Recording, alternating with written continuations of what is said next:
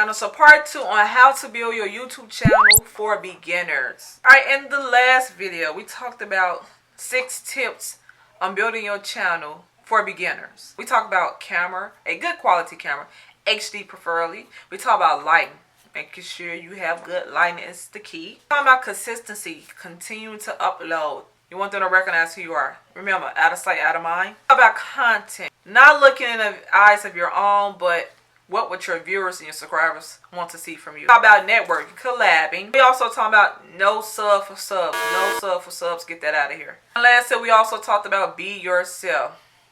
That's the only person you can be. Find whatever is unique about you that you don't mind putting on camera and let yourself soar. I just want to start talking about like a few little things that I use now as a creator that I like and have helped me on my YouTube. I love editing because I think that I was thinking about it too much when it comes to editing.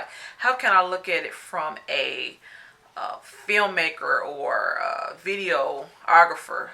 I just kind of want to look at it from their eyes, like what they want to capture. That means what I want you all to see when I'm recording, what key points, like, man, if I'm doing a hair tutorial, if I'm doing a makeup tutorial, whatever I'm doing, that I want you all to see. And I really want to just focus on that. So I started looking at it from a different angle when it comes to filming.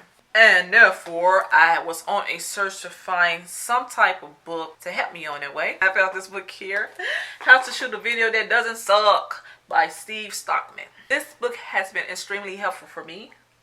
This book is probably like almost 250 pages, a little off from that, but the chapters are so short. Man, he's brilliant. So this book was very helpful on about getting the necessary information into like a 10-second clip, because I used to think in my head, maybe if I stay on this particular thing for maybe a minute so they'll get it, but you'll get bored after a while.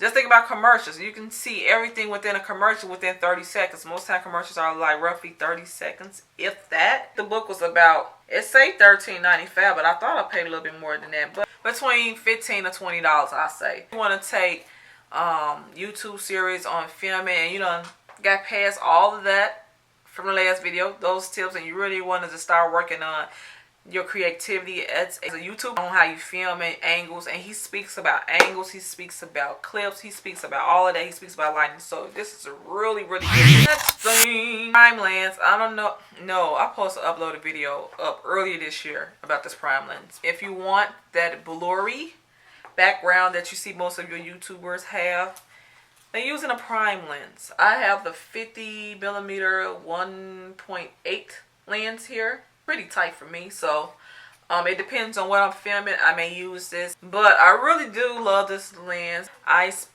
want to say, I have a Nikon, so I spent maybe, I want to say $219 on this. Next, see all those cool editing effects that most of your YouTubers or your favorite YouTubers are using. Pixel film. I love pixel film. Some film have tons and tons of effects. Great about it, they're not expensive, so, and a lot of times they do have discount codes. Pixel film's a great site to check out if you're really trying to spice up your videos. Sometimes for me, I even create my own transitions and my own overlays. I find ways to kind of make things different. Alright, next, software that you can use to edit. I know Sony Vegas is a popular one. I know people use iMovie. Adobe Premiere Elements, that program is pretty well too. I was using that. Still use Windows Media. And Final Cut Pro. So I use Final Cut Pro X. I've been using it over a year now. And I love it. If you're uploading consistency like I am, that's pretty much all I do is edit and record. But getting a good external hard drive, I know this, I forget who this is even made by, but I got 2 of these. I got one over almost 2 years ago. Almost 2 years ago. Maybe a year and a half ago. And I got one like a year ago. One is a 500 gig and one is 1 TB. So that's because I do a lot of recording. A lot of, yeah, I just do a lot of recording. So I have tons and tons of videos. So therefore, I got 2 of these. These work in handy. Especially if you don't want to spend the money on the external hard drive from Apple. Once I do everything I need to do as far as uploading, editing on my computer, I just transfer all my files. I got them in certain folders like makeup tutorials, food recipe tutorial, whatever. I got them all in different files. That's how I try to keep it organized, and I just put them in there, and that saves a lot of space on your computer. Daisy disc. I found this out because my computer kept getting like going slow and having so many files on it. And I got Daisy disc. That really helps. It really digs deep into your computer. I have a MacBook Pro, so it really digs deep into your computer to delete those files that you thought you deleted. And I believe Daisy disc is like $10. I try to link it down below. At one point I couldn't even upload. Every time I tried to delete something, it still was saying that I couldn't upload anything. So Daisy just went deep into the computer and deleted those files that I thought I deleted. As far as a microphone, I use like this other type of microphone I get from some thing from the Wii.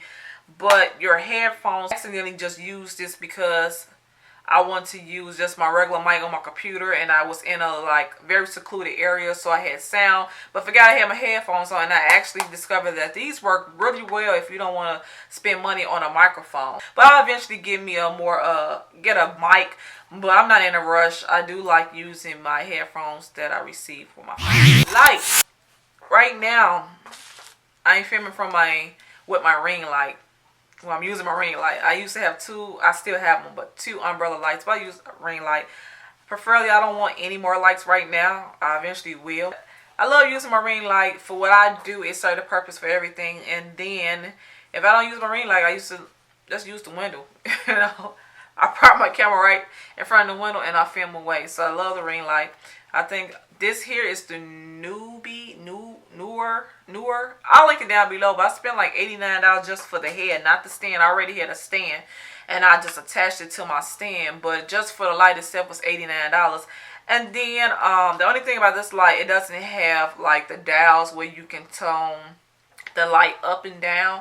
So I just put some tissue paper around it to kind of diffuse the light to make it a little bit more softer, and that's what I do. So I didn't even spend any money on a diffuser for this ring light. Alright guys, so that's it. Like, I'm going to talk about more programs you can use that I discovered too in the next video, because I want to get some more information, because there's some things I know I'm leaving out, but I can put that in another video, so it could be a part 3. Alright, so from video 1 you good, so now video 2 you're going to be great. So you're definitely going to be improving with your YouTube videos. Both these products I'll show you kind of give you like, wow, maybe I should try those. Alright guys, if you like videos and such, go ahead, thumbs up if these videos are helping you, especially if you are a new YouTuber or you are just starting out. Alright guys, till next time, bye.